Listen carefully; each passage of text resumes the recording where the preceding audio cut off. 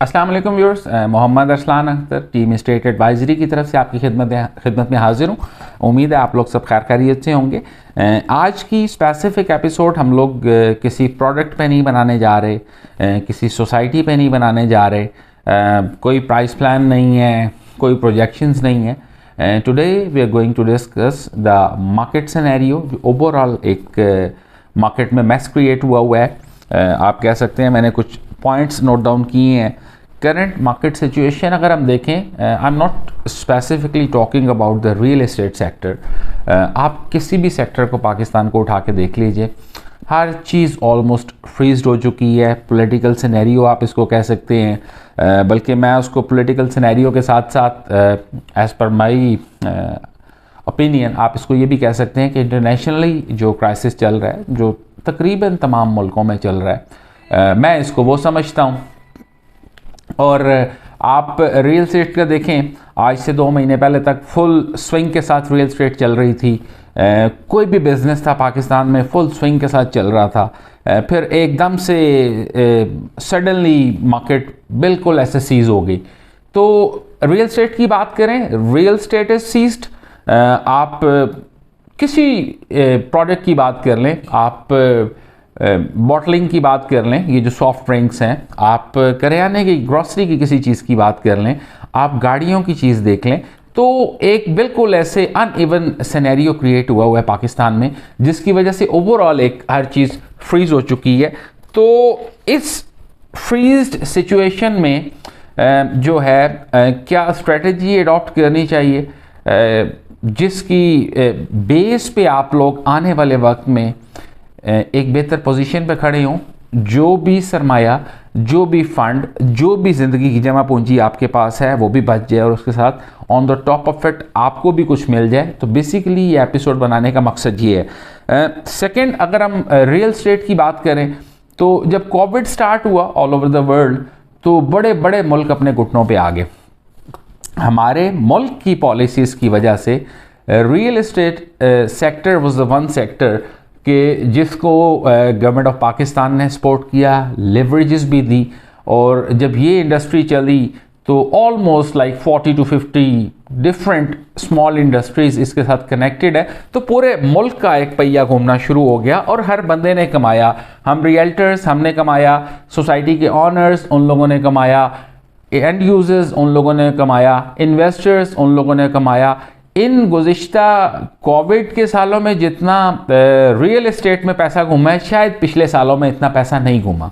तो इस वक्त ओवरऑल अगर आप बात करें तो मेरे ओपिनियन के मुताबिक मार्केट जो है करेक्शन फेज़ में आई है, क्योंकि हर चीज़ की प्राइस इतनी हाइप पे चली गई थी। उसके बाद जाहिर सी बात है उससे ऊपर जाती तो शायद किधर जाती। तो करेक्शन ली है मार्केट ने। अच्छा, इसमें करेक्शन और साथ एक और वर्ड लिखा हुआ है क्रैश ऑफ मार्केट। करेक्शन और क्रैश ऑफ मार्केट में फ़र्क है।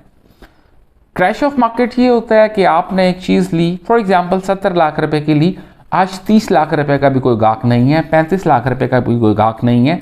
तो मार्केट में अगर आप चेक करें तो फिलहाल ऐसा तो कुछ भी नहीं है।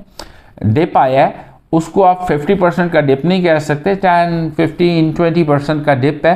तो इसको करेक्शन ही कहा जाए तो मेरा ख्याल है मुनासिब होगा, क्योंकि अगर आप इसको क्रैश कहेंगे तो क्रैश की वजह से फिर एक पैनिक क्रिएट हो जाती है। तो पहले तो ये समझने की ज़रूरत है कि that is basically correction of the market, that is not crash of the market. उसके बाद जब ये दो लफ्ज़ आपस में चलते हैं, करेक्शन में लोग सेलिंग नहीं करते, लेकिन जो लोग समझते हैं कि मार्केट जो है क्रैश हो गई है, पैनिक क्रिएट होता है, फिर पैनिक में लोग सेलिंग स्टार्ट कर देते हैं।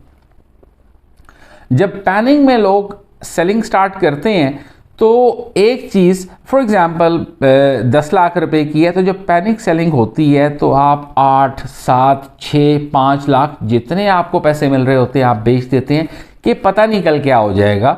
कुछ भी नहीं होगा अल्लाह की रहमत से। पैनिक सेलिंग रुकेगी, चीज़ें स्टेबल हो जाएंगी, क्योंकि जब बेचने वाला आता है कहता है जो भी रेट मिलता है बेच, तो पता नहीं कल क्या होगा। उस वजह से मार्केट में जो एक रेट की है अनस्टेबिलिटी आती है।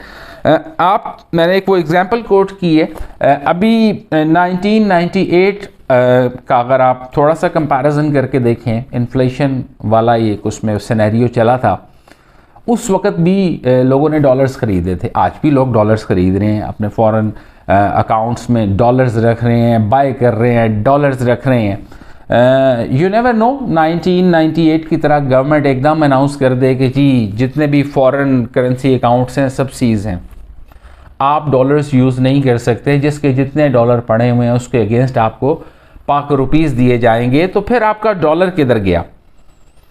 आजकल लोग डॉलर के अगेंस्ट इंपोर्टेड चीज़ें ख़रीद रहे हैं, गाड़ियाँ ख़रीद रहे हैं कि गवर्नमेंट ने पॉलिसी दे दी है, इंपोर्ट बंद है, इसका रेट ऊपर जा रहा है, इसका रेट ऊपर जा रहा है। इसमें क्या क्लैरिटी है कि गवर्नमेंट की ये जो इंपोर्ट बंद वाली पॉलिसी है कब तक प्रोलॉन्ग करेगी? अगले हफ्ते ही अगर गवर्नमेंट ऑफ पाकिस्तान कह देती है कि हमने इंपोर्ट से पाबंदी उठा ली है, तो जिन लोगों ने इंपोर्टेड प्रोडक्ट्स में पैसे लगाए हुए हैं धड़ाम से नीचे गिरेंगे और उसकी कोई वापसी नहीं है, क्योंकि दोबारा पॉलिसी कब बननी है नोबडी नोज।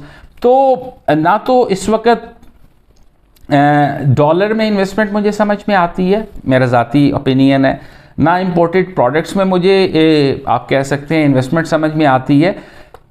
होता ये है कि जब भी किसी मुल्क पे ये सिचुएशन बनती है तो बीइंग अ पैट्रियट पाकिस्तानी हमें ये करना चाहिए कि अपनी करेंसी में ही इन्वेस्टमेंट करनी चाहिए, अपनी प्रोडक्ट्स को प्रेफर करना चाहिए। वेटेज बनेगी, जो पैनिक सिचुएशन है वो ख़त्म होगी, वरना all of a sudden one very fine morning you wake up और आपका $10,000 पड़ा हुआ है और यू कम टू नो कि जी वो $10,000 तो वक्त की हुकूमत ने, गवर्नमेंट ऑफ पाकिस्तान ने सीज़ कर दी है, उसके अगेंस्ट पाक रुपीज़ ले लें या आप उसको यूज़ नहीं कर सकते हैं। तो थोड़ा सा हौसले की ज़रूरत है, थोड़ा सा विजन की ज़रूरत है, थोड़ा सा अपना स्टडी करें, डिफरेंट आप ओपिनियंस ले सकते हैं। बाकी इस पे इंशाल्लाह ताला मैं सेकंड एपिसोड आने वाले दिनों में बनाऊंगा, जिसमें मैं आपको इसका सोल्यूशन बनाऊंगा। अपना ढेर सारा ख्याल रखिएगा, इंशाल्लाह नेक्स्ट एपिसोड में मुलाकात होती है। अस्सलाम वालेकुम।